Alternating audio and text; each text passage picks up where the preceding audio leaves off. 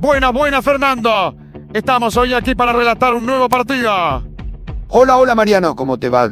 El día de hoy nos espera un partido muy calentito. Es verdad, Mariano. Sin embargo, quería preguntarte algo antes. Decime, Mariano. ¿No crees que los últimos 300 años de historia de la humanidad han sido una lucha incesante por la libertad? Así lo creo, Mariano. La Revolución Francesa y las independencias de los países americanos, entre otros hechos históricos, lo demuestran. Bueno, entonces déjame contarte, Fernando, que a pesar de la progresiva libertad que se ha ido adquiriendo, también ha surgido un intento por evadirla.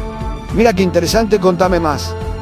Bueno, de esto se trata un libro de Erich Fromm, un psicoanalista y filósofo alemán de origen judío que vivió la Segunda Guerra Mundial, que observa el fenómeno del fascismo como una renuncia a la libertad individual en pos del sometimiento a un líder. Pero Mariano, ¿por qué renunciaríamos a nuestra libertad?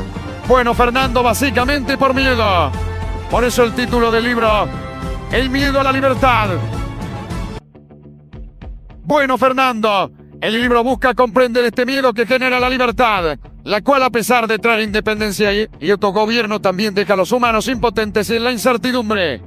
Y es esto último lo que para el autor nos lleva a buscar formas de sometimiento que atentan contra esa libertad. Una de las cuales es el sometimiento a un líder fascista. Lo que se propone el mismo es dar cuenta de la emergencia total del individuo desde las condiciones sociales, políticas y económicas que lo posibilitaron, pero que a su vez le impidieron desarrollarla de forma positiva y plena. O sea, Mariano, para ver si voy entendiendo, el individuo y sus distintas formas de evadir la libertad emergerían de sus condiciones sociales, políticas y económicas. Bueno, Fernando, es una muy interesante pregunta. Sí, ¿no? Para Fromm no hay una determinación de estas condiciones sobre la subjetividad, sino que existe una adaptación dinámica de las personas a estos condicionantes. Fromm habla de un desfasaje entre, por un lado, la liberación de ciertas dominaciones externas y, por el otro, un aumento de la seguridad y estabilidad individual que permite ejercer esa libertad positivamente. Estas liberaciones crean nuevos órdenes y dinámicas estructurales que a su vez generan distintos efectos sobre los individuos. Por este motivo, el abordaje social y psicológico. La historia se hace recíprocamente.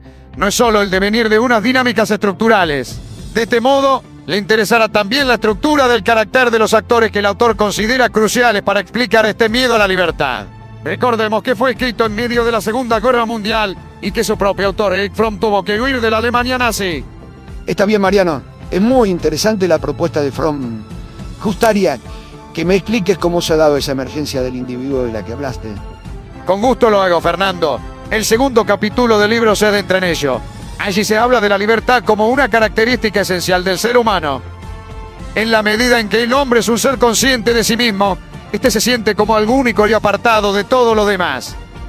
La primera ruptura en la historia de los Homo sapiens es la que se da con la naturaleza. El ser humano no está condicionado por impulsos biológicos como si lo están los demás animales. Esto le otorga la libertad de elegir el curso de su acción, pero también la conciencia de saberse separado de la naturaleza. Entonces, en esta ruptura originaria que nos convierte en seres humanos, donde descubrimos que la libertad es parte esencial de nosotros. Pero esto no es todo, porque aunque nos hayamos desligado de la naturaleza, continuábamos ligados al mundo social. Podríamos pensar en Atenas, por ejemplo, donde uno no existía más allá de su lugar en la polis. Entonces Fromm da cuenta de esta liberación que es la que hace surgir al individuo. Si la liberación de la naturaleza nos hace humanos, la liberación del mundo social nos hace individuos. La misma a la vez que genera nuevas posibilidades, capacidad de decisión, autonomía e independencia deja al individuo solo, angustiado y sumido en la incertidumbre de saber que muchas cosas que le son importantes dependen de sus decisiones. Por eso, para el autor, los problemas surgen cuando esa inestabilidad y angustia no es acompañada con un fortalecimiento de la individualidad que permite hacerle frente positivamente. Cuando la libertad se vuelve una carga insoportable, se busca evadirla a través de distintos mecanismos de evasión, uno de ellos el fascismo. Es a partir del tercer capítulo donde se profundiza cómo fue en específico el proceso social que posibilitó la emergencia del individuo. El filósofo alemán parte de la sociedad medieval como un momento donde los seres humanos estaban ligados al mundo social y llega al periodo de la Reforma como punto culmine del proceso. Mira vos, todo lo que me decís me entusiasma, Mariano. Por favor, continúa. Por lo poco que sé, la sociedad medieval estaba dividida en estamentos muy rígidos. ¿No es así? Así, Fernando. Fromm habla de dos concepciones de su época que idealizaban esta época o la demonizaban. Por un lado, Desde ideologías conservadoras se la consideraba como un momento donde había más solidaridad entre las personas, más seguridad y donde la economía no tenía un rol tan fundamental en las vidas humanas. Por otro, desde visiones más racionalistas e ilustradas se la consideraba como una época oscura predominada por la ignorancia y la superstición. El pensador alemán busca superar esas dos visiones asumiendo un grado de verdad en ambas, lo que caracteriza este periodo.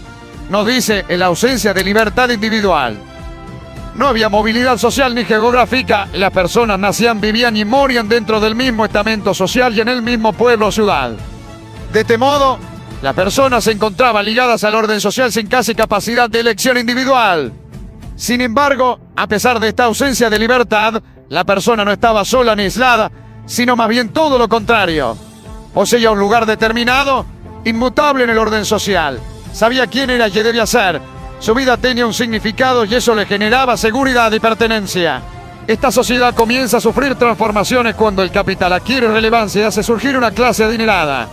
El surgimiento de esta clase otorga a sus miembros la capacidad de tener iniciativa individual, ya sea para preservar o aumentar sus riquezas.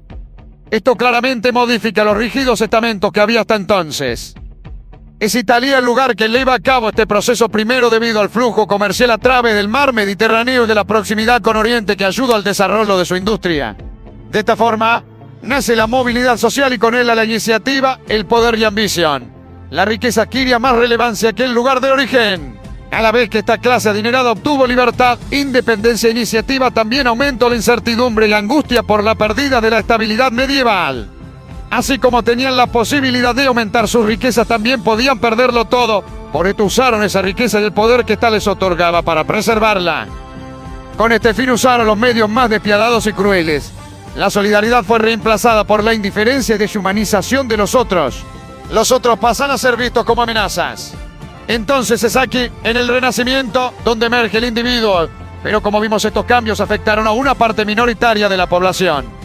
Por eso es que Fromm necesita mirar hacia otro lugar, Alemania, para dar cuenta de las clases medias, que fueron la tierra fértil para las doctrinas tanto de Lutero como de Calvino.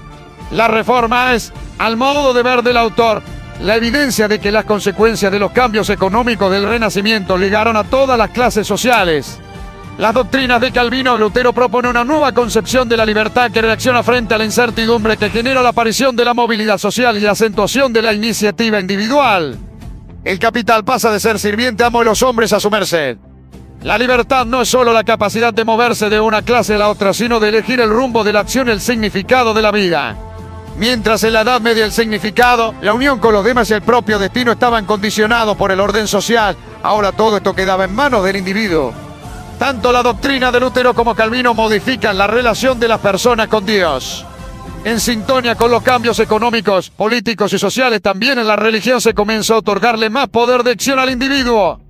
Se buscó dar fin a la Iglesia como mediador de la relación entre Dios y las personas. Sin embargo, Fromm nos muestra cómo ninguna de las doctrinas puede llevar a cabo esa libertad de forma positiva y termina evadiéndola a través de mecanismos de sumisión.